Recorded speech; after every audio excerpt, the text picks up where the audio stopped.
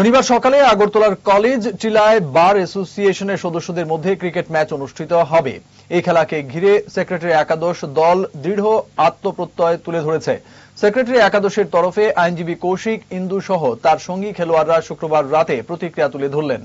তার থেকে অরিন্দম ভট্টাচার্য, যিনি আমাদের ক্যাপ্টেন, এক সময়ের খ্যাতনামা ক্রিকেটার ছিলেন।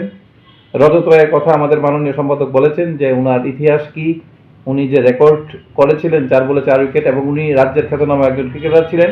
এবং বাকি যারা সবাই আছেন আমাদের টিমে, তারা সবাই বিভিন্ন সময়ে ওদের যৌবন বয়সে বিভিন্ন সময়ে বিভিন্ন ক্লাব, বিভিন্ন টুর্নামেন্টে ক্রিকেট খেলার জন্য পার্টিসিপেট করেছিলেন, এবং তাদের অতীতের যে ক্রিকেট খেলার যে রেকর্ড, সেটা মনে রাখার মতো।